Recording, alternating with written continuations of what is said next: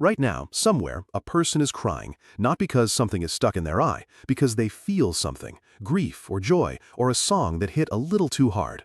Salt water is running down their face for purely emotional reasons. And as far as we can tell, no other animal on Earth does this.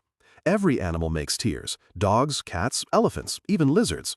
Their eyes produce a thin liquid that keeps the surface clean and wet. That part is just plumbing.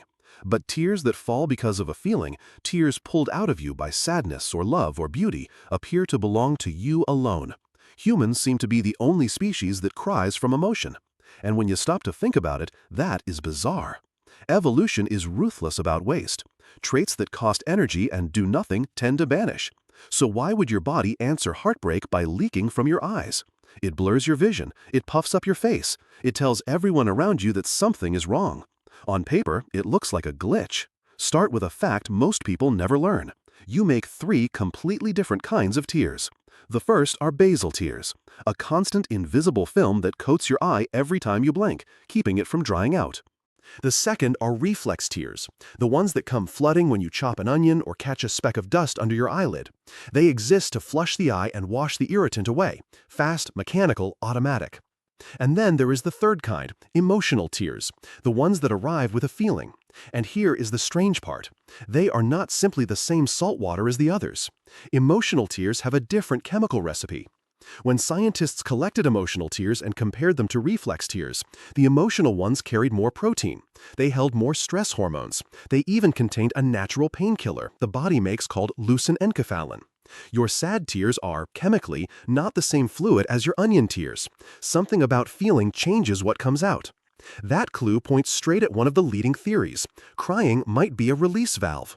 The idea is that emotional tears physically carry stress chemicals out of the body, and that the act of crying flips your nervous system out of high alert and into a calmer state. It is why people so often say they feel lighter after a good cry. The body may be using tears to reset itself. But there is a second theory, and it is the one that fascinates researchers most. Tears might be a signal. When you cry, your vision blurs. For those moments, you literally cannot fight and cannot run. A tearful face is a face that has dropped its guard. It quietly announces 2 things: I am no threat, and I need you. That makes tears an honest signal, the same family of trait as blushing. They are hard to fake and hard to hide. A crying face reaches into other people and pulls empathy out of them almost automatically. In experiments, people shown faces with tears judged them as sadder and felt a stronger urge to help than when the very same faces had the tears digitally erased. The tears themselves were doing the work. Think about what that means. Somewhere in our past, a blurry, vulnerable, wet-eyed signal that says "help me" became so useful for holding people together that it stuck. Tears turned private pain into something other people could see and answer. A species that survives by caring for each other had every reason to keep them. There is a clue in babies too. A newborn screams from its very first day, but for the first few weeks it cries without tears.